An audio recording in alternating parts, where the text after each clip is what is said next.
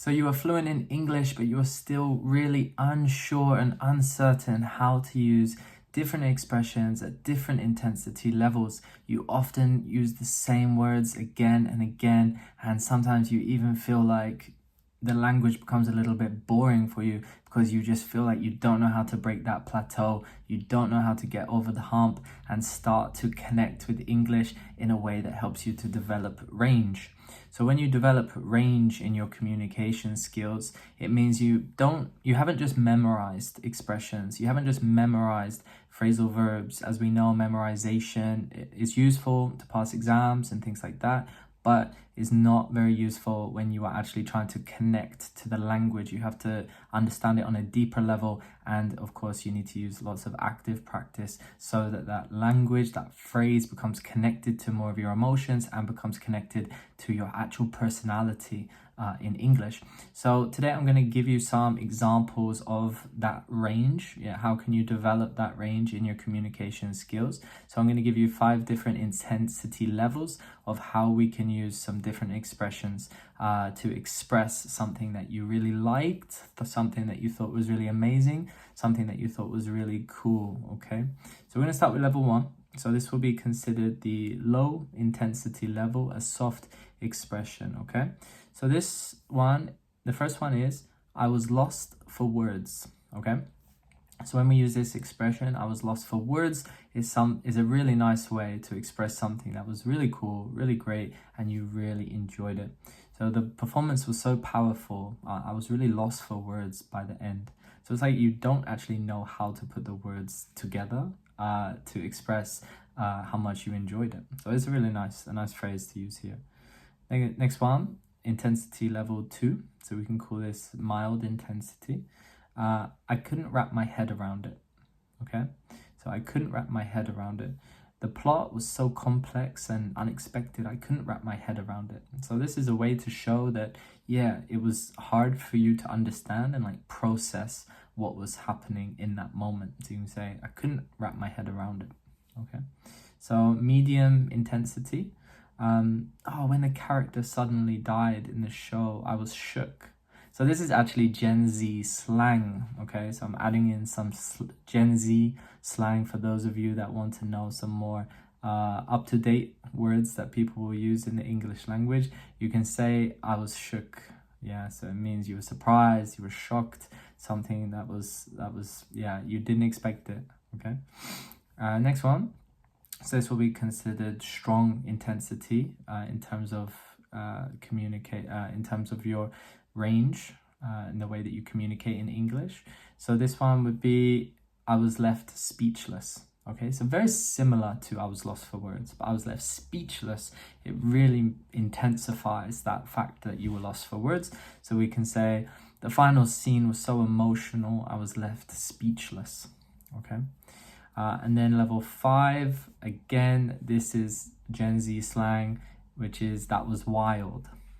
Okay, so the special effects and the dancing were insane. Honestly, that was wild.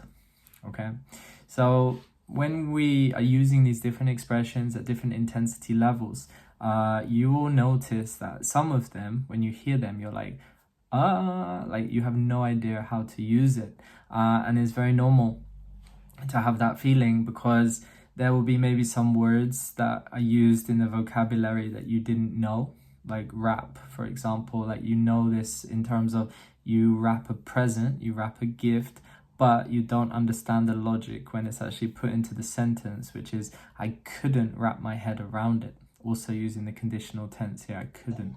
So if you couldn't wrap your head around something, or you're left speechless, or you're lost for words, it's important for you to first understand what these words mean individually, and then understand the logic in the word order, in the sentence pattern, how these words are actually used. And then you need to understand the context. So the context is then going to help you to understand the various use cases of these phrases, of these words, because a lot of the times you can use these to express something that's negative, something that's neutral, and something that's positive, okay?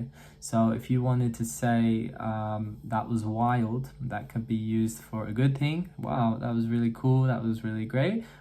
It can also be used to mention something that wasn't very cool. You were just a little surprised by it. Like you can say that argument or that fight was wild. It's like it was kind of scary to watch, or it wasn't very yeah, it kind of worried you a lot and you didn't enjoy it at all. So yeah, there's a lot of flexibility. So conversational flexibility, meaning flexibility in these different words, because it's not just a cookie cutter way of looking at language. You know, language is very flexible. We use it in very different ways, but it's the context which is the key to understanding it. And then what I think is a good way to really help you develop and connect to some of these words, connect to some of these phrases, is to look at the very simple way that you know how to express it, right? So for example, if we say, I was lost for words, that was wild, the simple way of saying it is that was good. Okay, so if you will be comfortable to say that. Oh, that was good. Next level, that was great.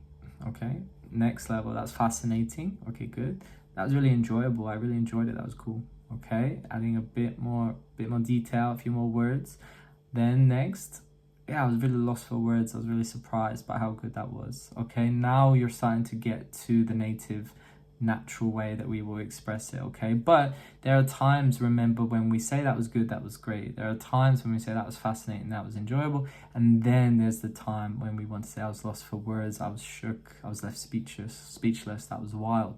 So the way that you need to connect to the language, connect to the context, is to be figuring out, yeah, how can you break down the language? How can you connect to it? Which words or phrases, phrasal verbs, expressions do you want to make part of your vocabulary? Because yeah, there are an indefinite amount, there's a limitless amount of words and expressions that you can start to incorporate into your learning. But I think what happens when you get to a certain level in English, normally around the B2 level, you start to get quite stuck in your language. You don't really know how to break through and to break that plateau. You start maybe speaking more with international colleagues, with international people, with foreigners, and you start to realize, there's a gap between you and the native speakers, or you and other very confident English speakers, maybe that have been immersed in a speaking environment at a younger time, or in a previous time in their lives. So yeah, to really bridge that gap, I think it's really a good way to start thinking about, yeah, what communication courses can you take, or yeah, what ways can you start to develop yourself in English. If you are serious about developing your English speaking ability, you really want to improve your communication skills, then you can head to VALLHO.com. Yeah, I will add the name of the website in the comments below. You can also see the name VALLHO.com on my profile page. So yeah, there you can head to the website, and we offer coaching, we offer group coaching. So whatever is the way that you want to challenge yourself, you will receive a welcome call into the language community, and then you will be introduced to the different course options, and you can see if you will be a good fit for the VALLHO coaching framework. Okay, that will be shared with you too. So yeah, I really hope you enjoyed this video today, guys, and if you did, yeah, you can head to VALLHO.com and check out the communication course. When it comes to expressions, when it comes to phrasal verbs, it takes a bit of time to really develop your level to feel like you can use these words naturally, coherently and clearly, but with lots of active practice, with understanding the logic, with really working through understanding how we say things in a simple way, understanding how we say things in a complex way, I think you can really enhance your level and develop in English. Okay, so I hope you enjoyed this video today, guys, and I'll see you